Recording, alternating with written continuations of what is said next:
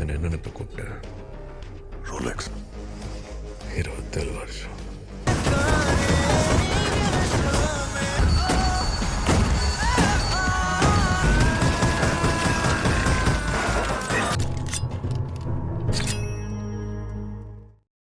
Halo sahabat, Assalamualaikum. Apa kabar? Semoga sehat selalu dan senantiasa berbahagia. Terima kasih sudah subscribe dan selalu setia menyimak video-video SLMT TV. Semoga senantiasa murah rezeki dan dimudahkan segala urusan. Nah, kali ini SLMT TV kembali hadir tentunya menemani waktu bersantai sahabat dengan alur cerita film-film pilihan. Kali ini SLMT TV menghadirkan sebuah alur cerita dari film yang berjudul Vikram.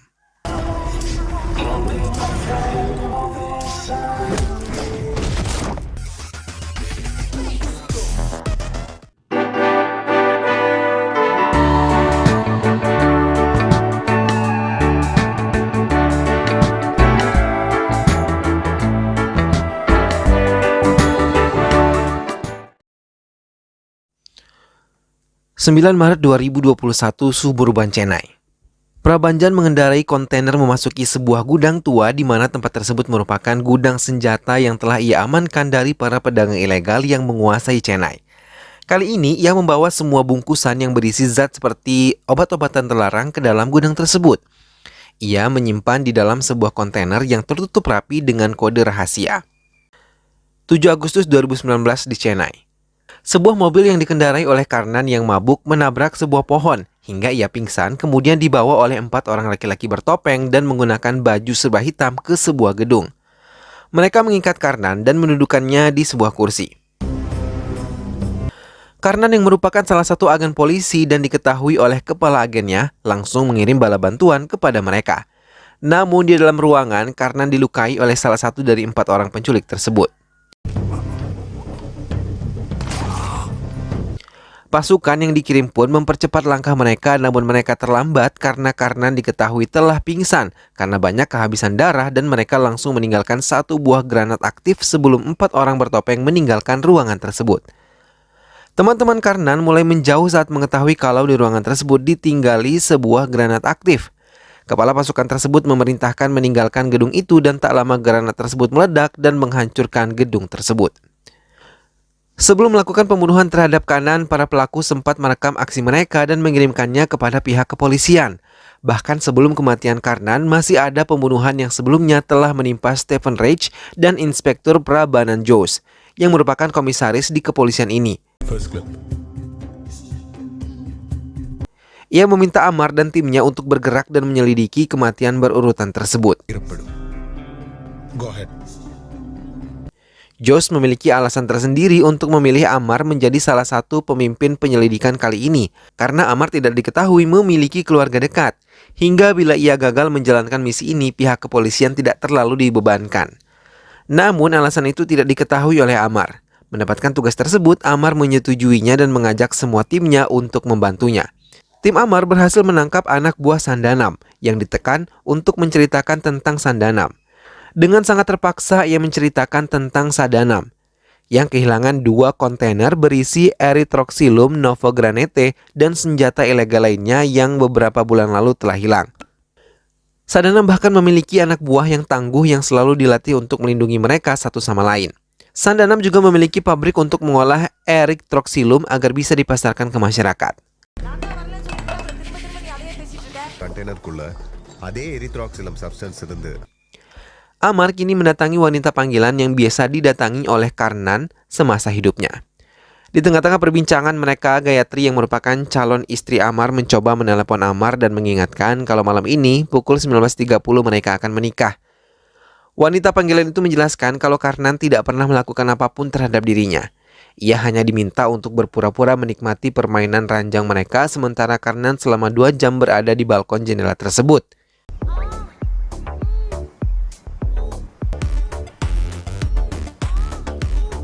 Tak lama Amar mendapatkan kabar kalau anak buah Sadanam yang telah memberi mereka informasi ditemukan tewas terbakar. Amar terkejut melihat tubuh yang hangus terbakar dan ia mendapatkan informasi kalau Sadanam sendiri yang telah membakarnya. Kesibukan Amar kali ini membuat Amar melupakan janjinya kepada Gayatri dan ia terkejut ketika salah satu timnya mengatakan pukul 21.30. Bergegas, Amar meninggalkan tempat tersebut dan langsung menemui Gayatri yang masih menggunakan sari pernikahannya. Ia duduk sendiri dan tersirat raut kesedihan di matanya. Amar mencoba mendekatinya dan membujuknya untuk menikah sekarang. யூஸ்வலா கல்யாணம் பண்ற எந்த அரேஞ்ச்மெண்ட் சொல்லாமா Gayatri pun menyetujuinya dan Amar membawa timnya untuk menyaksikan pernikahan mereka. Gayatri pun senang walaupun pernikahan mereka sangat sederhana, bahkan terkesan disembunyikan karena Gayatri harus menyadari pekerjaan Amar yang bisa membahayakan jiwanya. Pembunuhan lain pun kembali terjadi. Kali ini Vera Pandian menemui ajalnya di bawah tangan 4 orang bertopeng. Mereka dengan kejam menghabisinya dengan menggunakan besi seperti borgol yang diikat ke leher hingga ia tidak bisa melakukan perlawanan. Tak lama, Amar dan kelompoknya pun datang untuk menggagalkan pembunuhan tersebut. Namun semua terlambat karena Vera Pandian telah tewas di tangan salah satu dari 4 orang bertopeng tersebut. Tim Amar mencoba melakukan perlawanan terhadap 4 orang bertopeng tadi. Namun dengan cepat mereka melarikan diri menggunakan sepeda motor yang telah mereka parkir di belakang gedung tersebut. Amar dan timnya mencoba mengejar mereka hingga mereka berhasil menangkap salah satu di antaranya. Amar dan timnya membawa Bejoy yang merupakan salah satu dari keempat pria bertopeng tersebut. Mereka menekan Bejoy untuk mengatakan siapa mereka. Dan Amar menyamakan mereka seperti teroris yang anti kebangsaan terhadap negara mereka. Namun Bejoy yang mempunyai latar belakang suram tentang keluarganya tetap membela diri. Kalau apa yang mereka lakukan selama ini benar. Bahkan polisi pun dengan kejam telah menghabisi keluarganya dan menuduh dirinya sebagai penyuplai obat-obatan terlarang seberat 900 gram. தெரியாத அப்பாவி குழந்தைங்க நம்ம சிஸ்டம்ல இருக்கிற அழுக்குனால சாவணுமா உன் கால் உன் பேச்சை கேட்காம தடுமாறும். Amar kemudian meninggalkan Bejoy agar bisa mengendalikan emosinya karena Bejoy terus meracau membenarkan tindakannya. Kali ini Amar mendapatkan informasi kalau target selanjutnya adalah Rudra Pratap. Pihak kepolisian pun telah mendapatkan informasi tersebut, bahkan Jos yang mendatangi langsung kediaman Rudra Pratap berniat melindunginya. Namun Sadana mencoba mengambil alih tugas tersebut dan ingin melindungi Rudra Pratap. Pesta pernikahan Putri dan Rudra Pratap pun digelar dengan keamanan yang sangat ketat karena mereka tidak ingin pasukan bertopeng tersebut datang mengacaukan semuanya. Amar pun datang bersama timnya, begitupun dengan Sadanam. Amar menyebar semua timnya ke semua area pernikahan Putri Rudra Pratap. Acara puncak pernikahan itu pun tiba. Mereka semua berkumpul untuk menari. Keempat pasukan bertopeng yang telah memasuki kediaman Rudra Pratap mulai ikut bergabung dengan semua tamu undangan yang menari. Mereka menebarkan asap hingga mengelabui undangan lain untuk bisa mengenali mereka hingga salah satu dari mereka mulai mendekati Putri Rudra Pratap sambil menodongkan pisau ke lehernya. Mereka meminta Rudra Pratap untuk menyerahkan diri. Melihat putrinya yang ketakutan, Rudra pun mendekat dan menyerahkan dirinya kepada mereka. Hingga Rudra pun diborgol dan dipaksa menaiki sepeda motor milik salah satu dari mereka. Amar mencoba mengejar Rudra yang dibawa keluar dari tempat pesta tersebut. Sadana mencoba menelpon Sampatana untuk mengikuti arah sepeda motor yang membawa Rudra Pratap dan ia ingin Rudra selamat. Sementara di kediaman Rudra Pratap, semua anak buah Sadaman mulai menghadapi ketiga penculik tadi, namun mereka kewalahan hingga terpaksa membuat Sandana menghadapi semuanya. Amar menelpon timnya agar tidak terpancing suasana dan tetap menyamar menjadi tamu undangan pernikahan itu. Namun di tengah perjalanan pengejarannya, Amar terpaksa mengangkat telepon Gayatri yang berulang kali menelponnya. Dari seberang telepon, Gayatri mengatakan ia mendapatkan informasi dari pencuri yang Amar tangkap kalau Karnan masih hidup dan ia yang mengaku hanya penjual teh melihatnya semalam. Sandanam yang mulai kewalahan menghadapi mereka terjatuh, kemudian dari kantongnya ia menikmati sebuah permen yang ia produksi dari zat berbahaya miliknya dan membuatnya memiliki kekuatan 2 kali lipat dari biasanya, hingga ia mampu melumpuhkan mereka semua. Sementara penculik Rudra mulai menghadapi anak buah Jos dengan mudahnya. Dan saat mereka lengah, ia menghabisi Rudra Pratap dengan pisau di lehernya.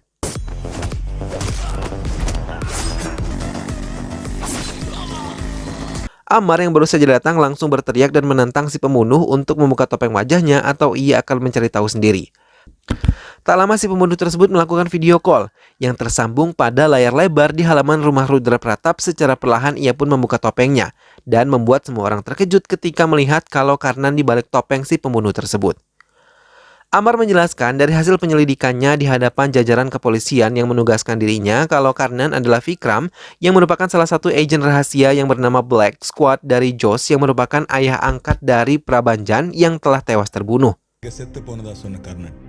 Vikram 100க்கும் மேல successful operations. Vikram sengaja membuat image buruk tentang dirinya, hingga ia bisa mengetahui pembunuh putranya sejak kontainer milik Sandanam hilang. Hingga ia mendapatkan percakapan antara Vera Pandian dengan Rudra tentang kematian putranya yang bekerja sama dengan Sandanam. Ia bisa menyelamatkan diri dari anak buah Sandanam yang menyamar menjadi pasukan bertopeng dan membuat drama seolah-olah ia tewas dalam ledakan tersebut. Josh meminta Amar untuk menangkap Vikram namun ditolak oleh Amar karena ia menganggap tugasnya telah selesai. Dan kini adalah perang antara mantan militan dan pembunuh putranya. Vikram kembali ke kediamannya. Ia terkejut ketika melihat banyak tubuh yang bergeletakan dengan bersimbah darah. Josh yang panik segera menghubungi Sandanam dan ia tahu nyawanya kini terancam karena rencana mereka. Tiba-tiba Amar masuk dengan menggunakan pakaian dan topeng seperti kelompok Vikram. Amar yang tidak bisa lagi mengendalikan emosinya mulai menghajar Josh dan terakhir ia menyumpal mulut Josh dengan sebotol minuman kesukaannya. Kemudian dengan cepat ia menembakkan 2 peluru tepat di kepalanya. Vikram yang bermodalkan 2 senjata segera menerobos masuk ke rumahnya secepat mungkin. Ia menghabisi mereka yang baru saja dikirim sebagai tenaga bantuan ke rumah Vikram oleh Sandanam dan membuatkan susu untuk Vikram kecil cucunya.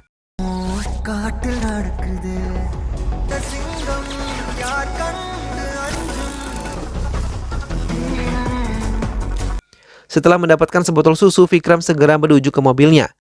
Kelompok Sandanam sudah berada di depan gudang kontainer. Adai Kalam yang selamat langsung menghampiri Sandanam dan mengatakan kalau semua anak buahnya telah tewas dan ia meyakini Vikram dan cucunya berada di dalam salah satu kontainer tersebut. Sandanam tanpa membuang waktu langsung memberikan bahan peledak di sekitar kontainer tersebut. Vikram yang tengah menggendong cucunya terhantam dinding kontainer.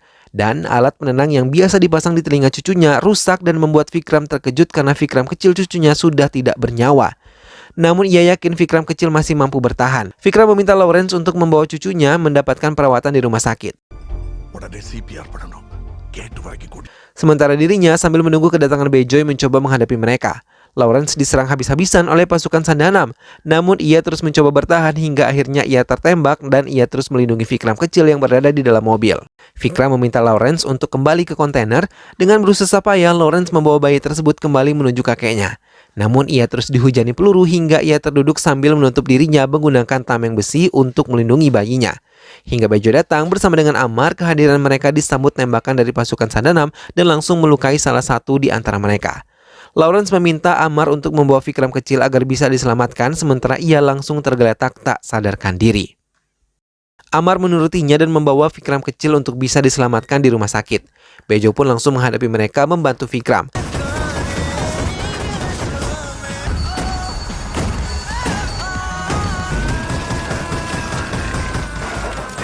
Namun Vikram pun tidak menyadari kehadiran Adai Kalam di belakangnya.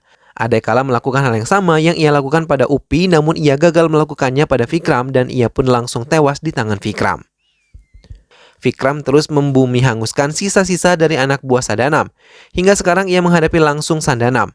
Mereka saling menyerang satu sama lain sementara Amar terus berusaha untuk menyelamatkan Vikram kecil hingga ia hampir putus asa.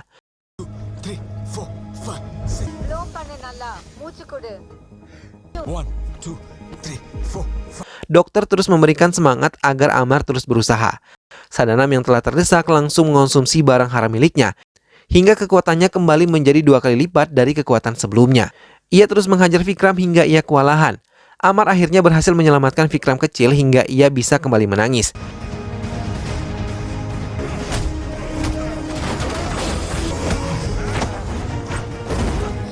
Namun Amar yang gagal menghubungi Vikram langsung mendatangi tempat di mana Vikram menghadapi musuh sebenarnya Sandanam.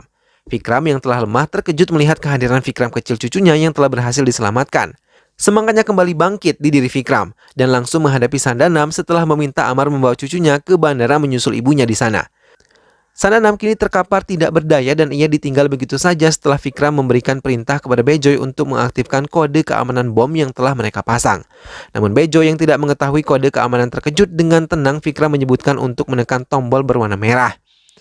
Hal itu membuat Sandanam takut dan marah hingga ia memanggil nama Vikram sekerasnya. Tanpa ia sadari nama itu adalah kode rahasia yang dipasang oleh Vikram. Ledakan besar pun langsung terjadi di arah sebelah barat dari tempat mereka. Vikram meninggalkan Sandanam yang terikat lehernya sama persis yang ia lakukan kepada Prabanjan putra Vikram di akhir hidupnya.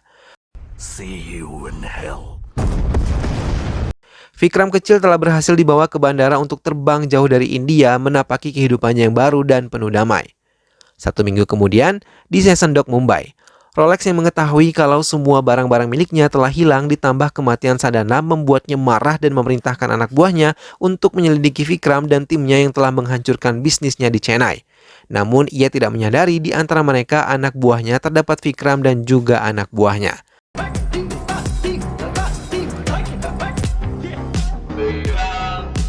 Dan film pun selesai.